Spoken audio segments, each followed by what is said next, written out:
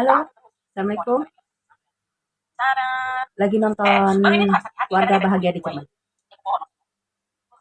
Suka aku nonton-nonton daily vlog kayak gini.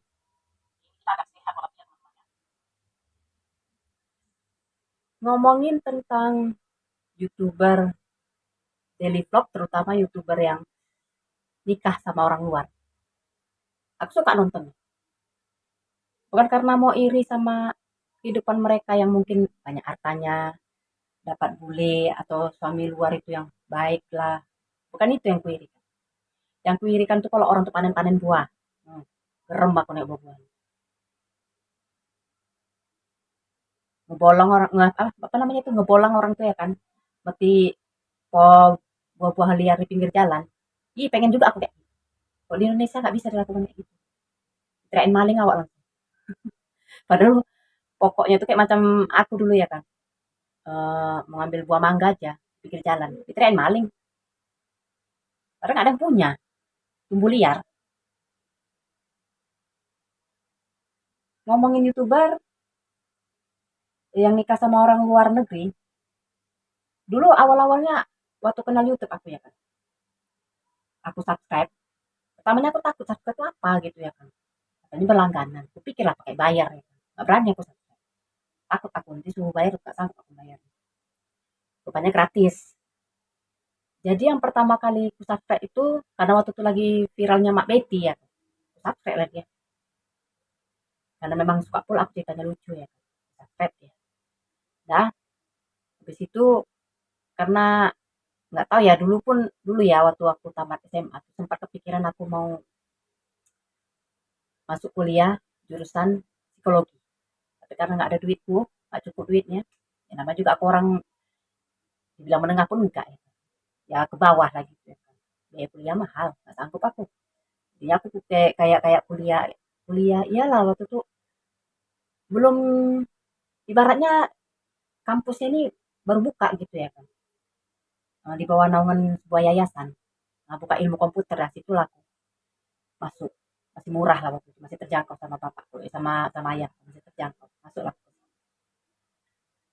Udah eh jadi karena mungkin aku keinginan aku jadi psikiater tuh nggak terpenuhi ya kan.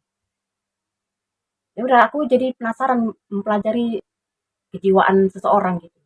Kenapa orang kok jadi suka membunuh? Kenapa orang kok jadi jahat gitu? Kenapa gitu ya kan? Itulah makanya aku suka nonton-nonton apa ya nonton-nonton apa namanya itu channel-channelnya kasus-kasus kriminal. Aku tonton lah itu. Yang pertama kali aku subscribe Nadia Omara. Bangun, bangun anakku. Sayang. Oh tayang. Ini baru bangun tuh. Hmm, Bener ini. Tadi ini videonya yang sebelumnya tuh 1 hari. Aku bikin 2 video. Hmm, Tadi abangnya ganggu, sekarang adiknya yang ganggu. Jadi kalau kalian tengok bajuku sama ini sama, karena aku buatnya bolak balik 1 hari. Astagfirullahaladzim, kok berat-berat tangan kalian? Tengok deh. Hah? Budak tak ngobrol ada gangguan. Ini si Bundul. Nah, kucing mana ini nggak tahu datang deh. Katanya kucing tetangga paling belakang, tapi nggak tahu juga aku. Sini aja deh, kamu pulang. Ini lalu datang lagi dia ini. Ini si Ciko pula lagi. Ini Ciko. Bah, dah. Assalamualaikum Bunda. Nah, yang pertama kali ku subscribe Nadia Omara. Ya karena pas waktu itu lewat ya kan di berandaku. Ini siapa gitu penasaran aku tonton ya kan. Oh bahasanya pun kayak bahasa-bahasa Melayu Medan gitu ya. Aku subscribe langsung ya kan lucu pula dia orangnya. Nah, habis itu lewat lah Tiro Tada. Siapa lagi ya? Ih banyak lah Trasi Tenia, artikel Tambunan, entah siapa lewat nggak tahu lah. Pokoknya aku subscribe semuanya suka aku. Karena penasaran tuh lah, pengen pelajari sifat-sifat manusia itu kenapa sih jadi jahat.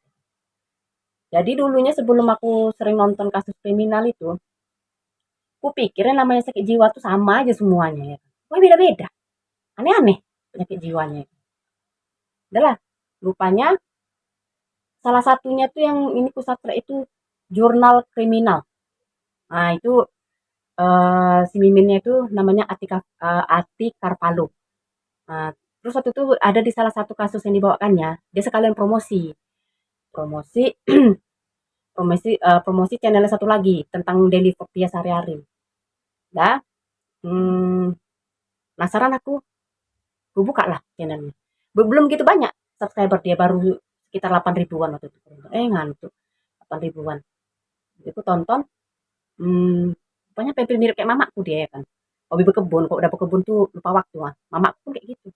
Nah, udah dari dia, malah dia ibaratnya yang artis yang artis, YouTuber mantan TKW yang nikah sama orang luar negeri, itu yang pertama kali aku subscribe.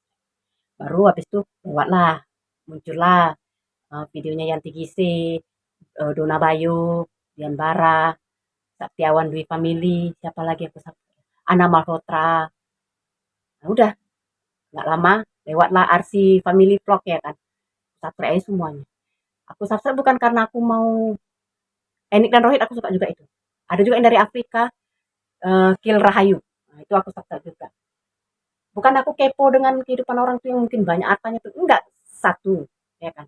Aku suka kalau orang tuh panen-panen buah, suka aku nengoknya. Iri aku kalau lihat buah-buahan tuh iri aku. Kedua, sekalian pelajari kebudayaan orang tuh kayak mana. Nah, makanya aku subscribe aja channel orang itu. Jadi, kemana dia? Mau pipis, mau pipis.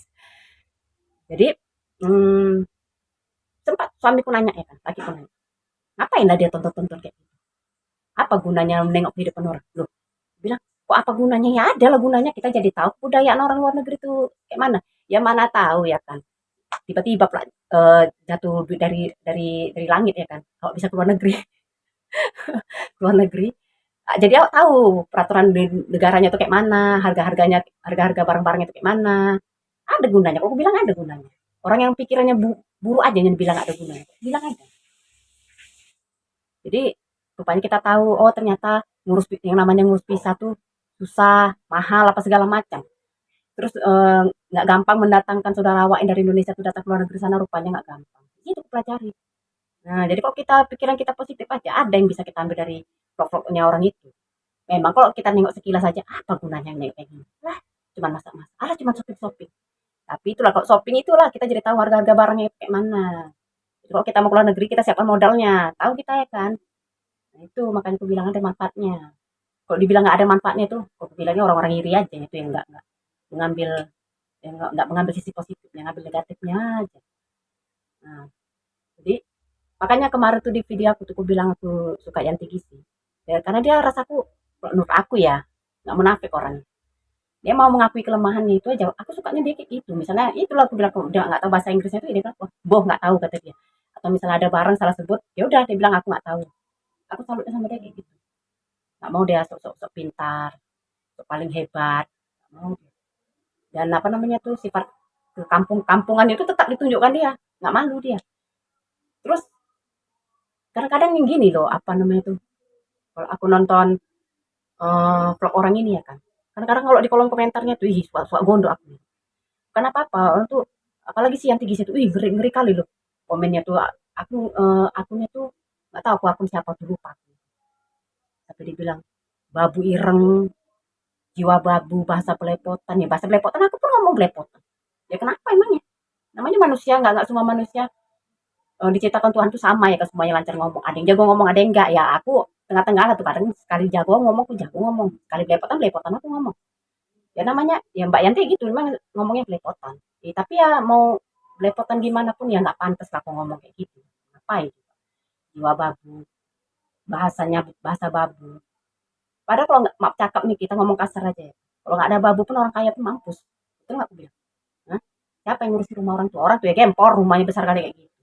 Makanya jangan hinain babu, apalagi TKW-TKW yang keluar negeri, aku salut nih orang. Aku aja kalau disuruh ke luar negeri, dalam hati aku pengen gitu ya, pengen ngubah kehidupan gitu kan. Orang katanya kan gajinya besar, tinggi gaji. Pengen aku. Cuman mungkin mental aku belum sekuat orang itu. Makanya bilang aku salut orang-orang. Mentalku untuk pisah sama laki, pisah sama anakku, aku belum sanggup. Tapi orang itu, ya Allah, ninggalin anak kecil, ninggalin orang tua, ninggalin suami, hanya demi, bukan bukan gila-gila duit, enggak, karena memang mungkin ya, mungkin faktornya ya kalau aku bilang, karena kehidupannya di bawah, ya di bawah rata-rata lah kita bilang, kita dapat hinaan dari orang sekitar, dia pengen mengangkat derajatnya gimana supaya keluarganya ini nggak disepelekan lagi sama orang, nggak dihina-hina lagi. Dikorbankan adalah perasaannya, perasaan rindunya, ya kan?